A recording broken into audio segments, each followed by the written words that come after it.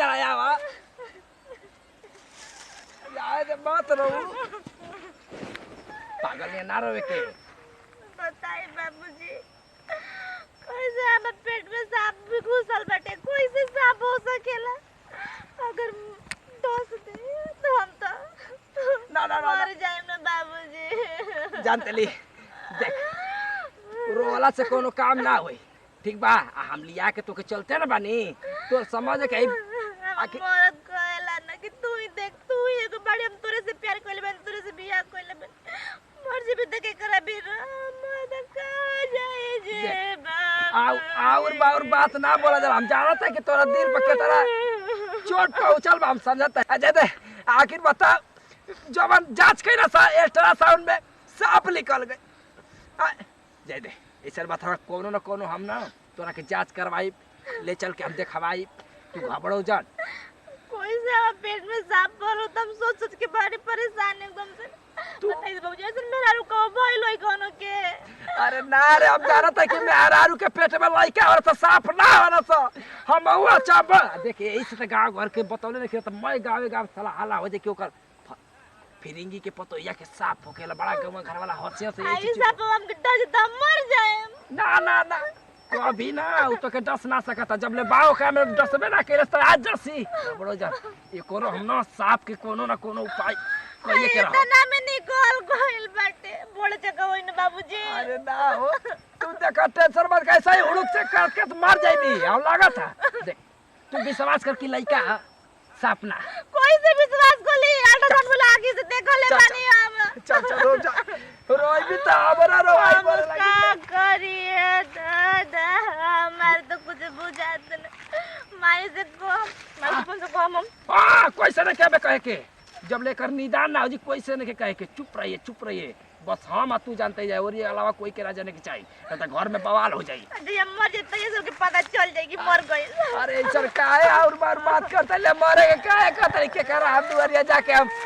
खाए का रोटियां मांगल रह गई तो तू हमार सुगर पत्र हो गई हम सोचता नहीं कि हम मर जाए तो केरवा के बना के देई तू देख हमारे एगो लड़की दिए नहीं पतो तो के कभी ना हम मारी हम कहे कि हमर दिल के टुकड़ा है तू ऐसा बात मत कर तू धीरज करे जा पर धीरज लगा अपना नहीं के धीरज रखा दो नहीं के धीरज रखा तो हमारा देखा ओके भुला जा दिमाग में भुला जा कि हमारा कुछ भइल बा भुला जा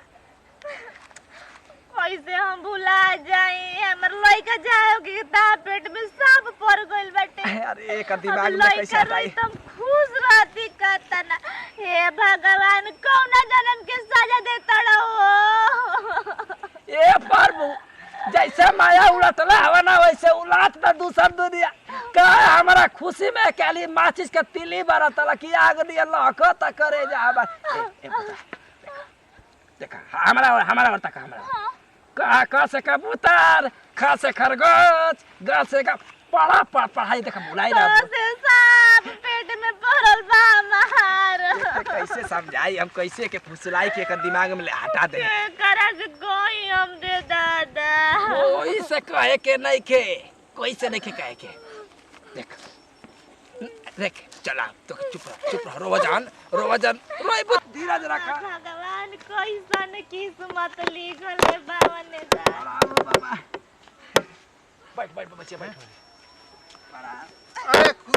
रह बाबा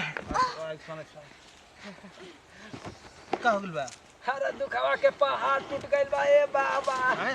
अरे का बताई हमार तो कुछ बुझात नहीं कि भगवान हमारी किस्मत कैसन लिखल है अरे मार त ना कैसन तर किस्मत लिखन तार लइका जनता होखे वाला बाटे तो खुश होके के तोरी रोत लिखा मत बा हम लइका करे वाला हई बाबा हैं का फुफिया था फुफियाता का फुफियाता वही बकला था में साफ फुफिया था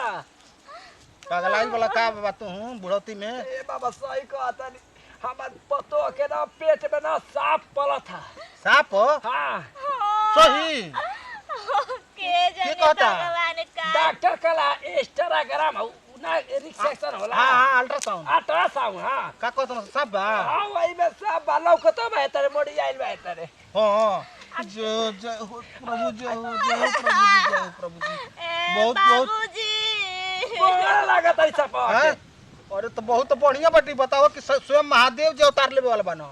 शंकर भगवान जी आ 10 दिन तो हम ऊपर चली महादेव जी के पास बाबूजी बताई ना रवा देखा पतो या जाइया ले सुन ले बिया तैया ले दब बेचैन बिया ना दू रोटी खाती है ना खाए देती है अरे तो बताओ तनी देखो बड़ा भाग से शंकर जी जन्म लेना कोई के घरे आ तार घर महादेव जी आवत न सांप के रूप में तो तू और तू कर तलू रुआ तलू हमके ना चाहिए हमके ना चाहिए हैं हमके लइका चाहिए सांप ना चाहिए ए बाबा कोनो उपाय करके सपा के बाहरी निकाल दे हैं? भलो लइका हो कि चाहे ना हो कि हमार पतो चाहिए दम हमार पतो के कोनो परेशानी ना हो कि हम खाली पतो तो हम- खाते मारतानी अरे अरे बाबा बाबा बाबूजी पेटा में चला ताटे गोल गोल अरे बाबू बाप एक बात कहीं सुनो डॉक्टर के हिलिया जे डॉक्टर न निकल तो पेटवा के चिरवा दियो पेटवा के चिरवा के निकलवा दियो ए बाबा हैं? आप तो ज्ञानी आई आप तो पूरा सब सृष्टि के रचयिता आई आप तो सब जाना तनी कि का खेलवा देखे आप करो ना करो उपाय आपके के करो भरोसे हमनी के आइल बानी जा अरे प्रभु हे महादेव जी कहाँ ले हमरा के गोरह में जानी एगो हम भगवान के भक्त करी के तो हम बच्चा कराई वो महादेव जी जन्म ले तो नहीं प्रभु जी हैं सपा के निकाल के जितना पूजा करे कोई करे पूजा करब हो पतो या के बचाई ले ये बात अच्छा रख ले शंकर जी के रख ले आप रुको रुको देखे तो हम तूने कोनो घर बड़ न भय कैले वाला जा कभी आपके उपकार जिंदगी भर ना भूलबे बाबा जिंदगी के भरो के भाई रह जाई हैं अरे बाबा भकुआ था का हो गइल बाबा बगलाइल वालू का तू कौन अल्ट्रासाउंड खोल सकी सांप होके वाला बा नागबा डॉक्टर बतौले डॉक्टर बतौलो से सांप लइका लौकता लइका बा लइका होके वाला बा आई दा अब रसोई कहता नी ए बाबा बढ़िया से कल देखत नहीं और हाँ।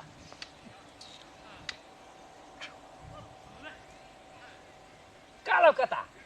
एक बात कहीं हाँ हाँ एकरा के चुरैल धइले ओए, बिया ओए बाबूजी चुरैल धइले बिया वो बंसवाड़ी में के तोहर घर के जे बंसवाड़ी पे कहीं हाँ हाँ वही बंसवाड़ी में के चुरैल धइले बिया आ उहे जब जातल अल्ट्रासाउंड करावे ना हाँ। तो उहे आ जाती है पेटवा में सांप बन के हां उहे सांप बन के आ जाती है तो लोग जानत कि सांप है वही रोतलू जाए हाँ रानी भातर का तो तार ए! जिंदा तो तार मांगिया ए जी के धो देती बता सीताराम ये कुल गाड़ी दतले जी के आके साधु महात्मा के हैं गलती हो गई खिस्ती में बोल दे आये भाई हमर जिंदगी जोड़ हो गइल खराब हो अरे भाई गइल। राम राम राम सीताराम चल दे बजले हम चल किसी आके ए बाबा एक करो न करो उपाय कर चुड़ैलिया के निकाल दे हम ना बोल चुप ए बाबा सही में चुड़ैल निकाल दी हम चुड़ैल के साथ नहीं की जी सकत निकाल निकाल दे रानी के ना किरासन के तेल में खौला बताओ हमारे बतो के सोना दिया डाकवले बिया ओके तेल में खौला खौला के नचा नचा के मार बेटा जी हमरा आमने सामने था अब हम कह बाबा ठीक कर दी ले जा ना भभूत ह एकरा के अपना पेट पर घास लिह रात में सुतिया ना तो घास के महादेव जी के नाम लेके आ घास के सुतर ह उ अब ना आई तरत सांप भाग दी हां हां कुल भाई जाके फिर से अल्ट्रासाउंड करा लिह जा ए बाबा हां का भाईला ठीक हो ठीक हो जाई ना हां हां जा जा ए बाबा हां ना ठीक होई ना तेरा पर आपके घरे लिया चलो अब पूरा घर द्वार बांध के आओ करा के नाम शिकार में बनवाई अब बांध के क्या ओकरा सब बांध लगा के के फूक डाल जी हाँ, हाँ। जल के मर जाए एकदम अरे से। ना ना उसन बात नहीं को चल जी चल जा जा जा जा बहुत बहुत धन्यवाद अब बच्चे गोड़ मत लगा खुश रह से बात जा जा कभी आप जा, तारा जा। जिंदगी में कभी ना बुलाए बे बाबा अरे जा जा हमका ध्यान पर है अब हम बेजू ना रह ध्यान में अरे पता। अब चलत नहीं हम वहीं कहीं दूसरा एरिया छोड़ के श्री सीताराम भाग ठीक है बाबा चलते जा चल पुत्र ठीक है बाबा जाता ही जा